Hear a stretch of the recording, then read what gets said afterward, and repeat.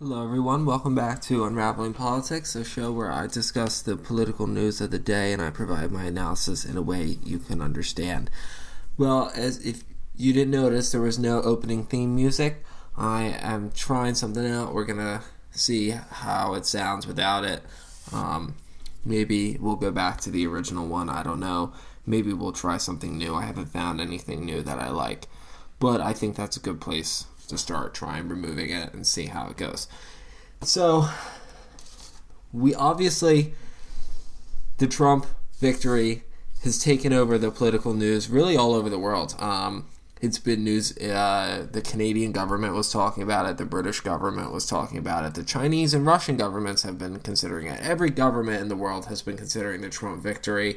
And of course, here in the United States, that has had huge implications. And I will admit that that is not something that I was anticipating. If you listen to last week's episode, you can anticipate I was expecting a narrow Kamala Harris victory.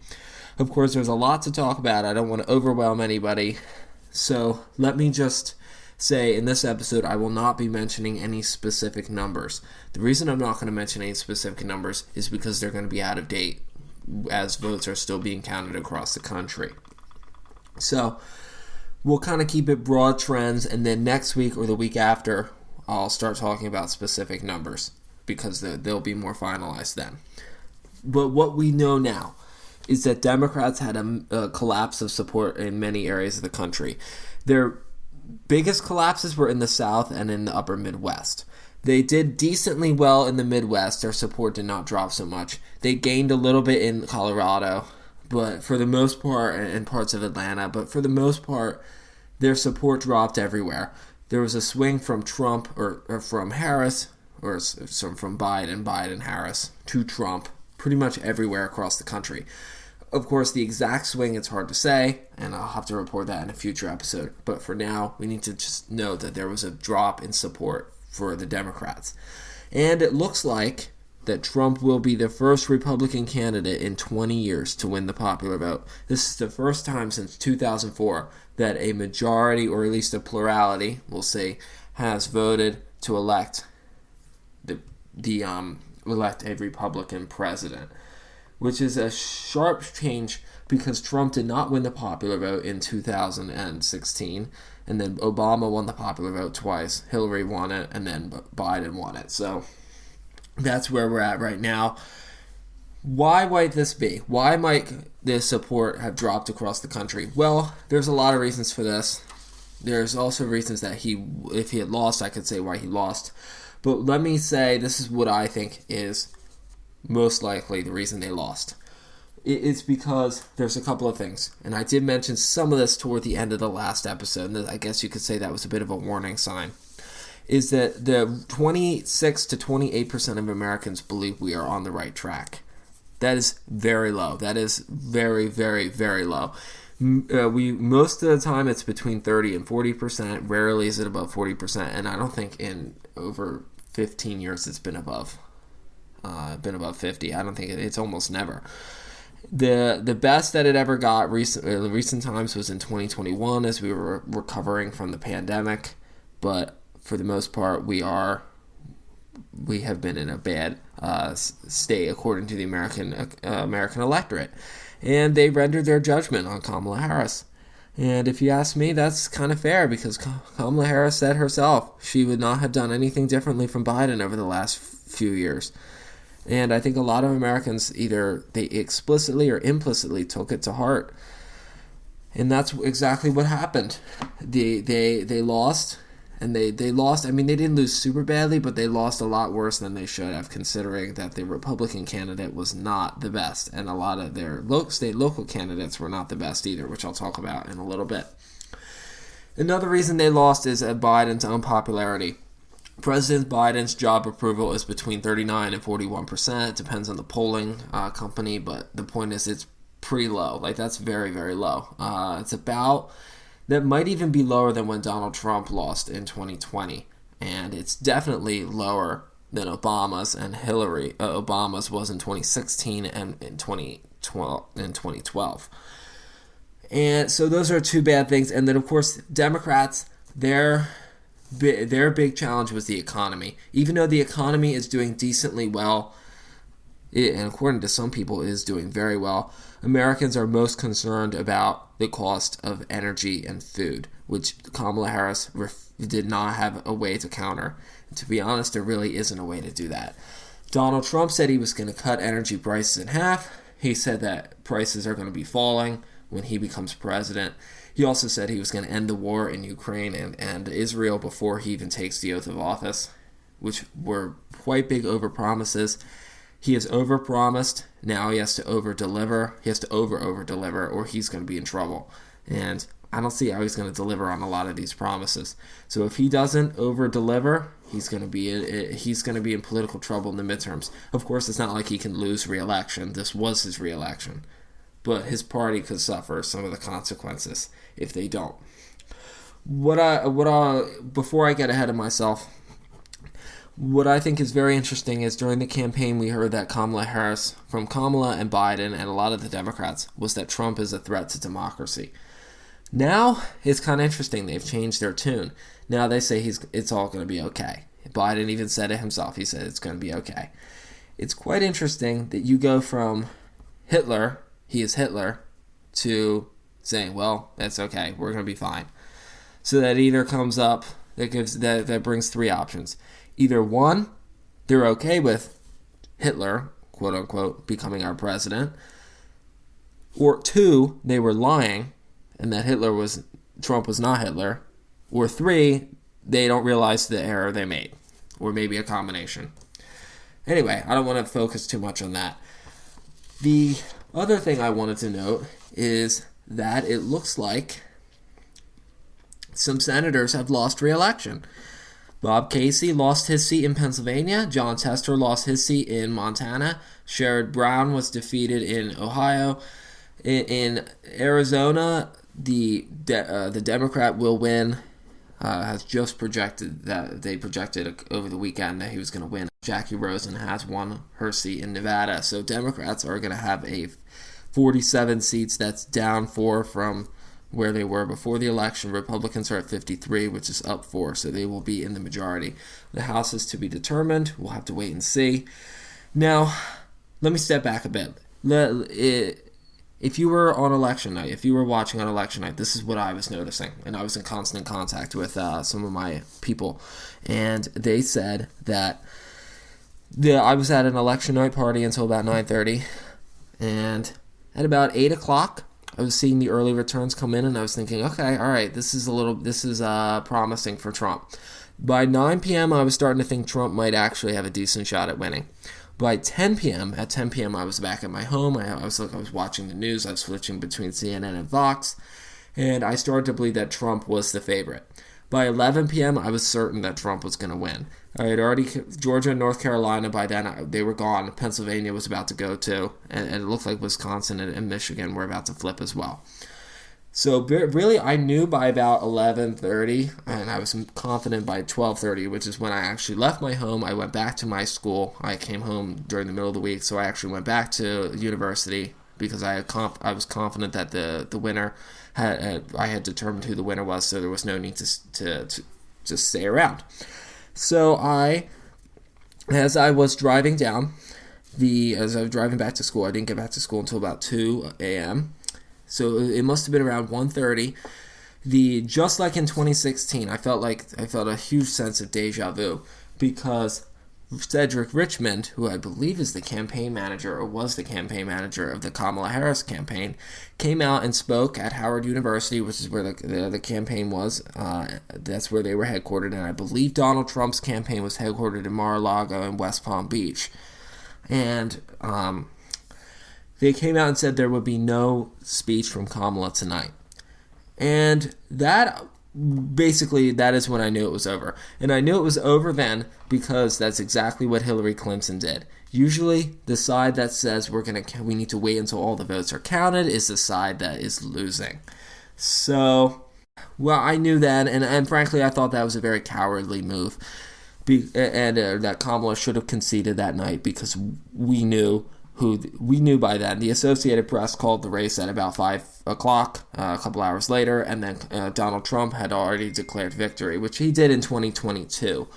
He did it, sorry, my phone just went off, I don't know if you could hear that, which he did in 2020. He declared victory early, but this time it was warranted. So what I would have done if I was Kamala Harris is I would have called around 1:30, maybe 2 o'clock. I would have called Donald Trump. I would have conceded the race. I would have said, can you not come on stage yet? I'm going to make a concession speech, and then I'll get out of the way. Because really how it should be is the person who loses comes first. They concede, they get out of the way, and then they let the sun shine on the winner. And that's how it should be. Instead, it was the other way around, as it was really in 2016, where Trump came out first. He declared victory. Then Kamala conceded. She conceded around 5 p.m. the next day, which was, at least she didn't drag it out. It was within 24 hours, so that's okay. And that's really the story. I mean, it was a momentous election night. It was quicker. It was over quicker than I thought. I figured I would know on election night, but it was over. It was a dramatic ending to a very close election. And as I said, the House is to be determined, but what we do know is there's going to be a narrow majority, whoever takes the majority, and there's going to be nothing but chaos and gridlock in the House. I can guarantee that.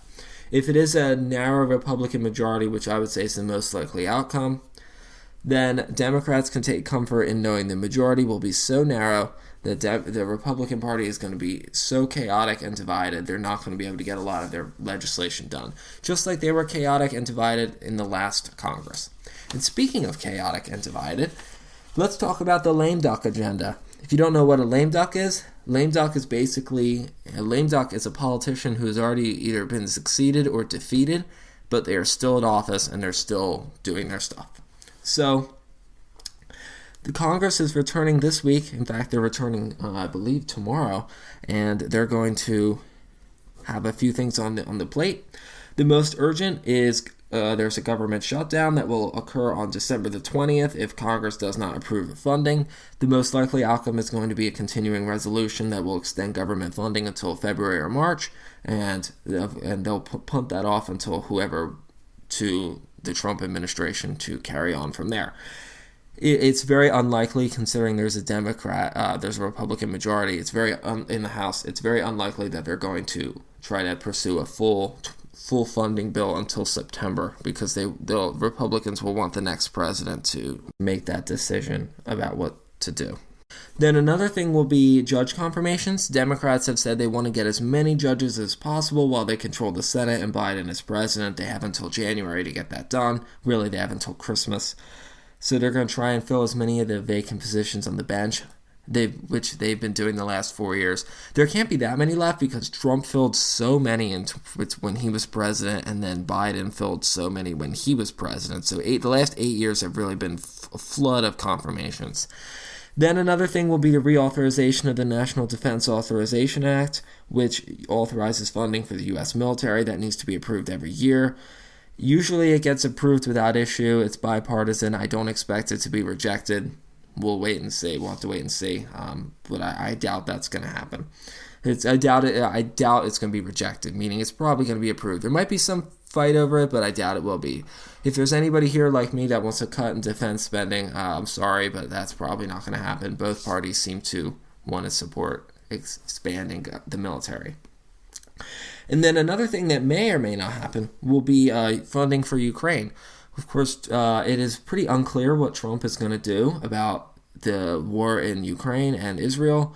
He wants to end them, of course, but we're not entirely sure how. My guess would be he's going to tell Putin, you need to come make a peace deal, or you're going to be sent, or we're going to send Ukraine way more weapons and military funding. And then he's going to tell Ukraine, you need to make peace, or we're going to send you nothing more. So he's probably going to have to try to blackmail both sides. That would be what I would do if I was president, but we'll have to wait and see. Trump is historically unpredictable. And we'll have to wait and see. But in the meantime, Biden and the Democratic-controlled Senate and the Republican-controlled House could try to get that done. For the most part, Ukraine funding still remains a bipartisan issue. They might be able to still get a couple dozen Republicans to support extending funding for Ukraine, but at the same time, it could be difficult to get Republicans who want to support it because they might not want to draw Trump's ire. If it's possible, they might be able to find some retiring Republicans who are not going to be in Congress next year to approve it. We'll have to wait and see. I don't know if there's enough votes to do that. And so I would expect some sort of push to fund Ukraine between now and the end of the year. I don't know if it'll pass, but I would be shocked if we hear nothing about increased Ukraine funding. And then, what is the next administration going to focus on? Well, I did an episode about this in a vague sense before the election. And so refer to that. But what I would expect is to focus on the three things that he ran on, which would be mass deportations. He didn't really run on building a wall, but I would expect that too. Ending the war in Ukraine and Israel. And the increased tariffs and tax cuts. Those are the four things I would expect between now and really 2028. What those are going to look like, I don't know. I would assume the deportations, they're probably not going to begin immediately, but immigration policy is going to change on day one. Ending the wars, that should be beginning any day now. And then the tariffs, who knows that? We'll see when that comes. And then tax policy will have to come next year because that is when Congress automatically needs to...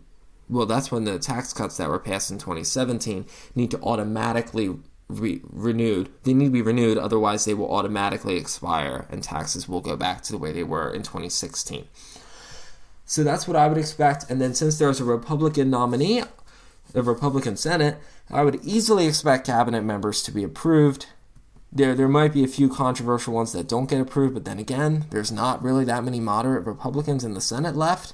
So considering they have 53 seats, they will need 4 defections. They could lose up to 3 defections and still get it passed because J.D. Vance will be the tie-breaking vote in the Senate. And then judges and Supreme Court members could be approved. If there is a Supreme Court vacancy, which I would expect there will be one within the next 4 years, maybe even more, then that is going to be filled without much controversy. I mean, well, there'll be controversy, of course, but will be filled without much resistance from Democrats because there's no more filibuster on judges. That was abolished by Mitch McConnell. Mitch McConnell abolished the filibuster for the Supreme Court because Harry Reid, the Democratic leader, abolished it for lower-level judges when he was majority leader. So I would expect that. It's not just going to be Supreme Court, but judges, however many that Biden doesn't fill between now and the end of his administration, Trump will try to fill, just like Trump did when he was president 4 years ago.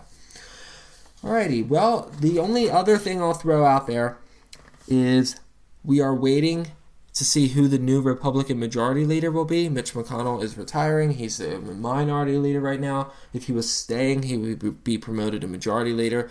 We'll have to wait and see. Here's what I find. If anyone's who's hoping the next one will be better, by better you mean like less like Mitch McConnell, I would highly doubt that. I would think that Mitch McConnell he's been a very controversial figure, but at the same time, Republicans have been pushing him since Trump became president to be even more on the right wing. Like, they had pushed him out mostly, well, because of his age, but also because he's been making deals with Biden, which a lot of Republicans haven't liked. The next Republican leader is going to be pressured to make no deals with the Democrats, which, luckily for them, is not going to be needed because they will almost certainly be in full control of the government. But if you look at the 2026 Senate map, it's very likely that Republicans will retain control of the Senate in 2026. And I would say Democrats are favored to win control of the House in 2026 if they don't win in the next week or so. And if that's the case, then they will need to work with the Democrats. But that's for the future. That's not something they need to worry about right now. So that is all I have to say. Well, it has been a momentous week. I'm hoping next week we'll know a little bit more about the future of the administration. We really don't know that much. We can kind of speculate all day. And I'm also hoping before we move on, maybe next week or the week after, we're going to talk about what the election results were in detail. The swing was, the turnout, all that. We don't know those details just yet, but hopefully we'll know very, very soon. So I want to thank you for tuning in. I hope you had a great election night, and I'm looking forward to continuing doing this for the foreseeable future. Have a great day. Bye-bye.